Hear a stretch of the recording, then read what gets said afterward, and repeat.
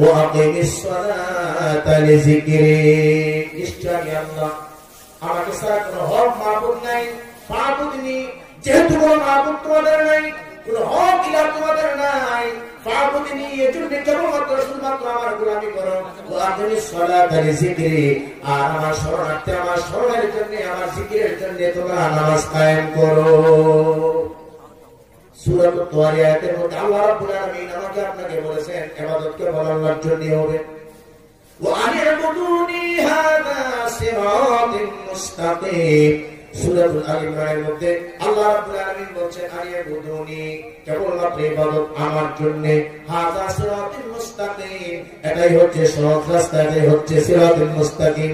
দৈনন্দিন জীবনে সূরাতুল ফাতিহা ইমাম সাহেব এবং মুক্তাদি দুইজনে মিলে যখন সূরাতুল ফাতিহা পড়ি, ওই সূরাতুল ফাতিহা প্রথম অংশের মধ্যে আল্লাহ রাব্বুল আলামিনের গুণগুণ, আল্লাহ পাকের প্রশংসা, আল্লাহ পাকের বরত্ব মহত্ব বর্ণনা করার পরে সর্বপ্রথম যে দরখাস্তটা আল্লাহর কাছে আমরা করি, ওই দরখাস্তটাই হচ্ছে ইহদিনাস সিরাতাল মুস্তাকিম। হে আল্লাহ, আমাকে একটা সিরাতুল মুস্তাকিম দেখাও। সিরাতুল মুস্তাকিম কি? ওয়া আনি'বুদুনি হাযা সিরাতুল মুস্তাকিম। তোমার জীবনের সব অংশে, সকল ক্ষেত্রে ইবাদত যদি কেবল আমার জন্য হয়, এটাই হচ্ছে সিরাতুল মুস্তাকিম। সিরাতুল মুস্তাকিমের উপরে যারা প্রতিষ্ঠিত হয়, তাদেরকে খেয়াল করতে হবে ওই সকল মানুষদের জন্য, সিরাতাল লাযীনা আন'আমতা আলাইহিম, যাদের উপর আল্লাহ রাব্বুল আলামিনের অনুগ্রহ, যাদের প্রতি আল্লাহ পাকের অনুগ্রহ ছিল, নিয়ামত ছিল, ওই সকল মানুষদের পথ হচ্ছে সিরাতুল মুস্তাকিম। আর তারা হচ্ছে মিনান নাবিয়্যিনা ওয়াস সিদ্দীকিন ওয়াস শুহাদা'i ওয়াস সালিহিন। নবীরা যারা ছিলেন তারা হচ্ছে সিরাতুল মুস্তাকিমের অধিকারী, তারা হচ্ছে সিরাতুল মুস্তাকিমের উপরে প্রতিষ্ঠিত। সিদ্দিক যারা ছিলেন, আবু বকরের মতো মানুষ সিরাতুল মুস্তাকিমের উপরে প্রতিষ্ঠিত। মিনান নাবিয়্যিনা ওয়াস সিদ্দীকিনা ওয়াস শুহাদা, যারা নাকি দ্বীন প্রতিষ্ঠার জন্য নিজের জীবনকে আল্লাহর রাস্তায় বিলিয়ে দিয়েছিল, তারা হচ্ছে সিরাতুল মুস্তাকিমের অধিকারী। অথবা আল্লাহ রাব্বুল আলামিন বলেন সালিহিন, যারা নাকি নেক বান্দা, ওই নেক বান্দাই হচ্ছে সিরাতুল মুস্তাকিম। এই চারটা কোয়ালিটির মানুষ আল্লাহ রাব্বুল আলামিন বলেন তারাই হচ্ছে আমার নিয়ামত প্রাপ্ত। বলুন সুবহানাল্লাহ। তাদের জীবনের কোনো কুরবানি, দান সাদাকা আল্লাহ ব্যতিরেকে কারোর জন্য হয় নাই, তাদের জীবনের সেজদা আল্লাহ ব্যতিরেকে কারোর জন্য হয় নাই।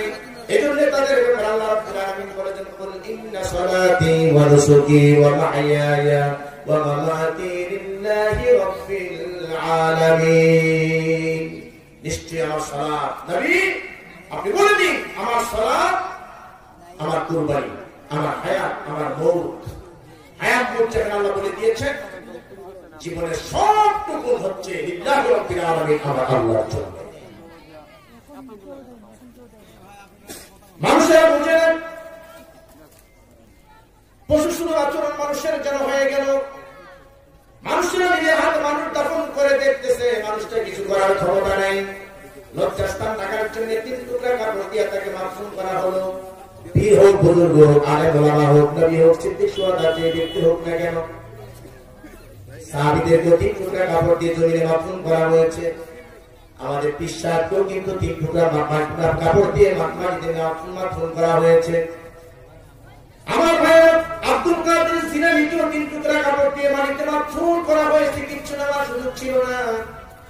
বাগদাদের জমিনে মুসলমানদের মধ্যে, শিয়া সুন্নিদের মধ্যে কতই না কথা কাটাকাটি, কতই না আপনার রক্তকয়ী সংঘর্ষ হলো। আব্দুল কাদের জিলানী বাগদাদের জমিনে শুয়েছিলেন, কোন নিরসন করতে পারেন না। লক্ষ লক্ষ মানুষেরা একজন আরেকজনের হাতে জড়ো হয়েছিল, কোন করার সুযোগ ছিল না। আমার ভাইয়েরা খাজা মাইনুদ্দিন চিশতি রাহমাতুল্লাহি আলাইহি, তিনিও 3 টুকরা কাপড় নিয়ে জমিনে মাফুন হয়েছেন। এগুলি জানার পরে, বোঝার পরে মানুষেরা ওই কবরের কাছে যাইয়া ধর্ণা দেয়, কবরের কাছে যাইয়া রিজিক চায়, কবরের কাছে যাইয়া শিফা চায়। অথচ আমার আপনার পিতা ইব্রাহিম আলাইহিস সালাম তিনি কেমন করে তার ঈমানটাকে আল্লাহর প্রতি অটুট রেখে বলেছিলেন, ওয়া ইযা মারিজতু ফাহুয়া ইয়াশফিন, আমি যখন অসুস্থ হই তখন আমাকে একমাত্র শিফা দান করতে পারে আমার আল্লাহ রাব্বুল আলামিন। ঠিক কিনা বলে? ওয়া ইযা মারিজতু ফাহুয়া ইয়াশফিন, একমাত্র তিনি আমাকে শিফা দান করেন যখন আমি অসুস্থ হই। এজন্য দুই সিজদার মাঝখানে কি বলি, আল্লাহুম্মা গফিরনি ওয়ারহামনি ওয়াহদিনি ওয়াআফিনি। আয় আল্লাহ তাআলা তুমি আমাকে সুস্থ রাখো, ওয়াআফিনি আমাকে সুস্থ রাখো।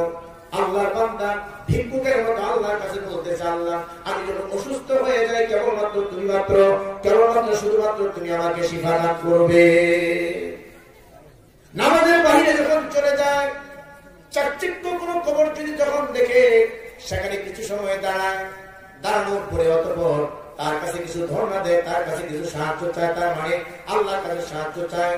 কিন্তু পীর বুজুর্গ ওলি বিশেষ ব্যক্তি মনে করে আল্লাহ রাব্বুল আলামিনের কাছে সাহায্য চাওয়ার সময় তাকে যখন মধ্যস্থতা মানে, তখনই কিন্তু ওই মানুষটার ঈমানটা চলে যায়। জীবনে যত আমল করেছে সমস্ত আমলগুলি পর্যন্ত আমলনামা থেকে ধুয়ে মুছে পরিষ্কার হয়ে যায়। ওয়ালাকাদ উহিয়া ইলাইকা ওয়া ইলাল লাযীনা মিন ক্বাবলিকা লাইন আশরাকতা লাইহাবাতান্না আমালুক।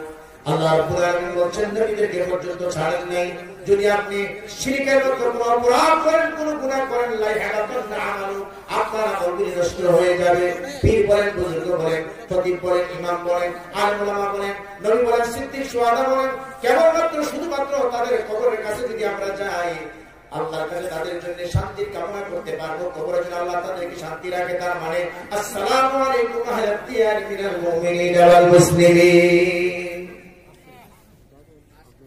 জিয়ারতের দোয়া জানে না, কবরের কাছে যে কি বলবে কিচ্ছু জানে না, জানে শুধু কবরের মধ্যে মাদক করা, কবরের মধ্যে দান সাদাকা করা। কবরে যে মানুষটা শুয়ে আছে, এই মানুষটা যখন টাকার প্রয়োজন ছিল কেউ তার কাছে যায় না, বলে গেছে আমার কাছে যে টাকা পয়সা নিয়ে সব হাজির, গরু বকরি নিয়ে সব হাজির। মানুষ করবো কার? কবরবাসী, তাদের কাছ থেকে আমরা কোনো উপকার পাই না, তারা কোনোদিন আমাদের কোনো উপকার করতে পারেন না। কেবলমাত্র জীবিত মানুষ যারা তাদের জন্য উপকার করতে পারে। আপনার বাবা, আপনার মা, আপনার দাদা দাদি, আপনার নানা নানি, আপনার উস্তাদ, আপনার পীর, আপনার বুজুর্গ, আপনার আমি, আপনার কেউ যদি শুভাকাঙ্ক্ষী থাকে, আপনি যদি মনে করেন তার জন্য কিছু উপকার করবেন, কবরের কাছে যান, জিয়ারত করেন।